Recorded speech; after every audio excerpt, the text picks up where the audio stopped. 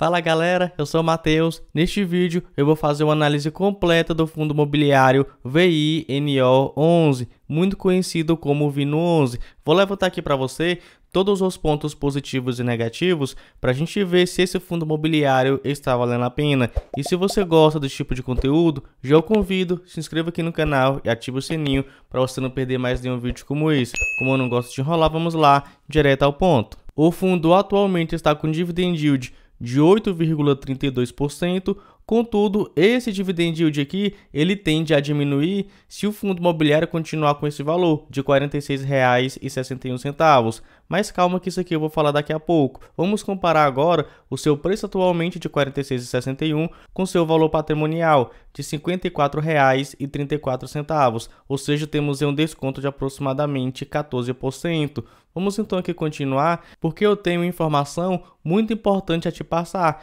É que o fundo imobiliário está estudando um desdobramento de cotas na proporção de 1 para 5, ou seja, a cada uma cota vão virar 5 cotas. Mas aquele investidor que possui cotas do VINO11, fica tranquilo que você não vai perder nada.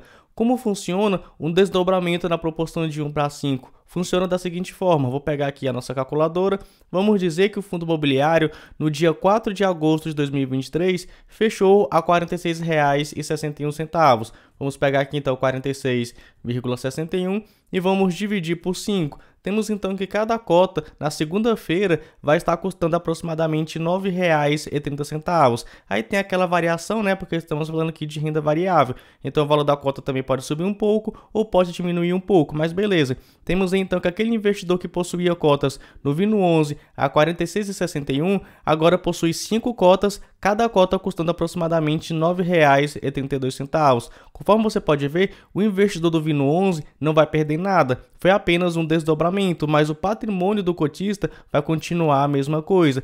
Muitos fundos imobiliários fazem isso aqui mais para aumentar a liquidez, né, a negociação aí do fundo imobiliário.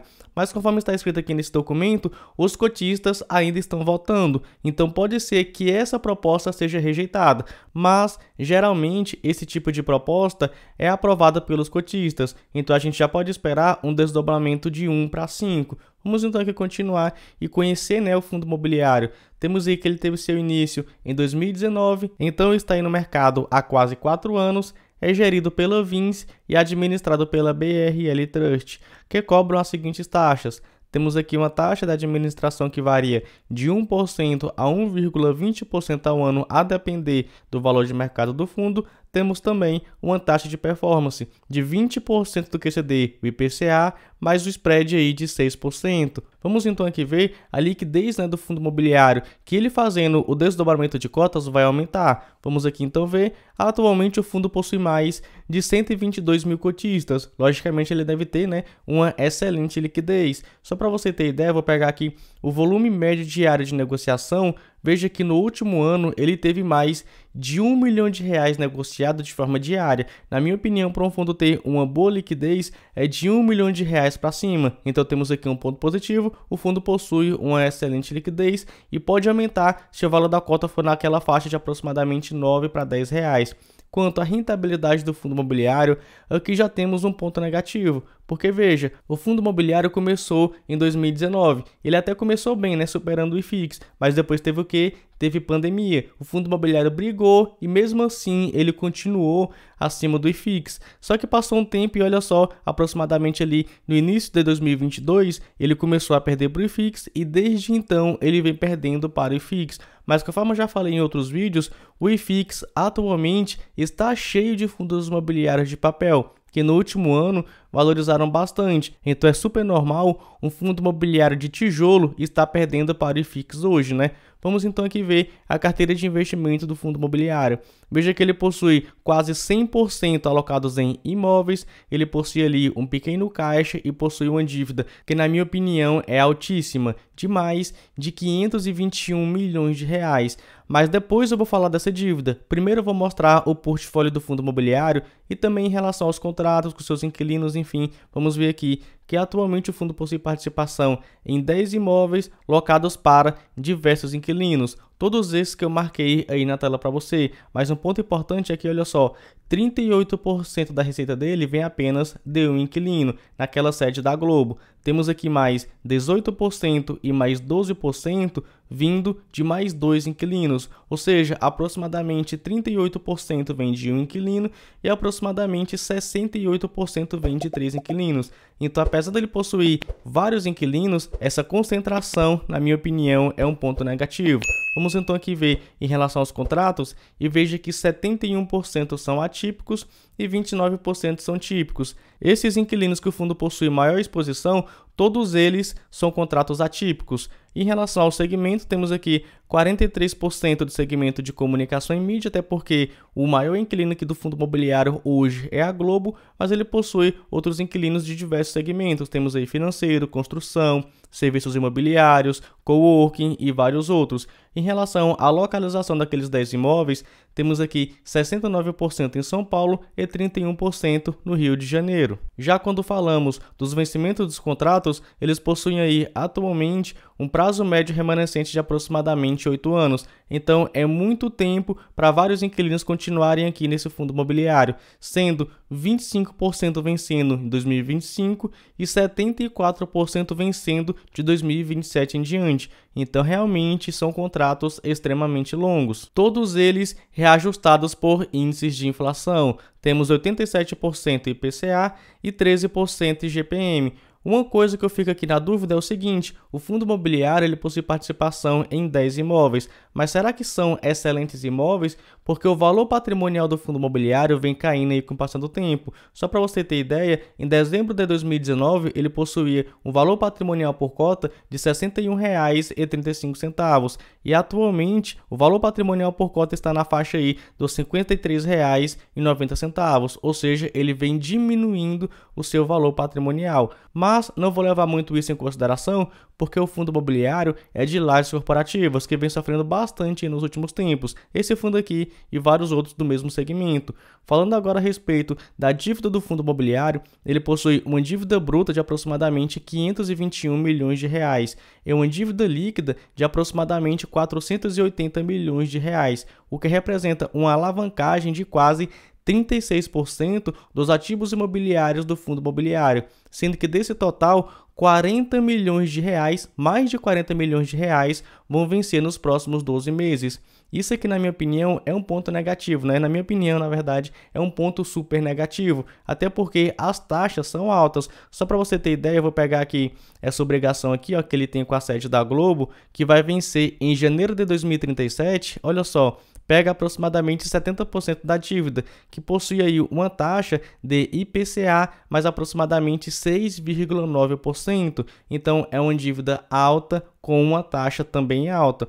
Olha aqui, ó, aqui abaixo está o cronograma de pagamento das obrigações a prazo do fundo imobiliário, com as estimativas de juros e correções monetárias. Então sim, o fundo atualmente está bem endividado com taxas também bem altas. E por conta disso, acredito eu, acaba impactando na estimativa de rendimentos do fundo imobiliário. Veja que ele estava entregando aproximadamente 34 centavos, depois eles diminuíram para 31 centavos, e a expectativa até o final do ano de 2023 fica aí na faixa entre 29 centavos e 33 centavos. E pensa comigo, o que acontece com o dividend yield de um fundo imobiliário quando o valor da cota permanece e os dividendos diminuem? O dividend yield acaba diminuindo. Então, eu vou fazer aqui uma estimativa da pior hipótese. Lembrando, tudo pode acontecer, inclusive nada. Vou utilizar aqui então a estimativa de apenas 29 centavos por mês por cota.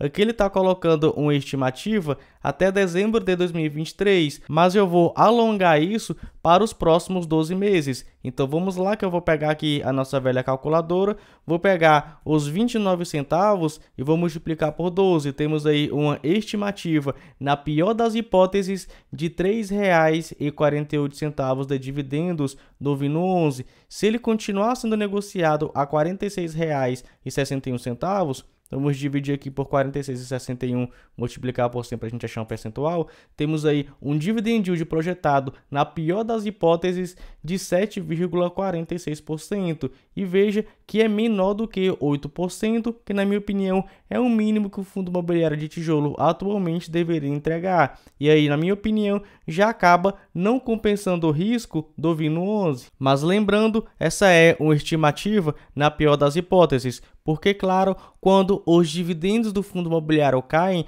a cotação tende a cair também, preservando ali mais ou menos o dividend yield do fundo imobiliário. E bem, agora que eu já te passei os dados mais recentes e mais relevantes do fundo imobiliário Vino 11, vou levantar aqui para você os pontos positivos e negativos para a gente ver se ele está valendo a pena. E não se esqueça, se você gosta desse tipo de conteúdo, se inscreva aqui no canal e ative o sininho se você ainda não tiver inscrito. Vamos lá que eu vou começar pelos pontos positivos. O primeiro, atualmente o fundo possui uma excelente liquidez, afinal ele tem mais de 122 mil cotistas, então tem muita gente comprando cota e muita gente vendendo cota. E se o desdobramento de cotas na proporção de 1:5 desse fundo imobiliário se concretizar, eu acredito que a liquidez vai tender a aumentar. Outro ponto positivo é que ele possui uma boa diversificação de ativos. Ele é o velho fundo imobiliário multi-multi, porque ele possui participação em 10 ativos locados para diversos inquilinos. Outro ponto positivo é o seu dividend yield, que atualmente está superior a 8%, mas conforme aí algumas estimativas,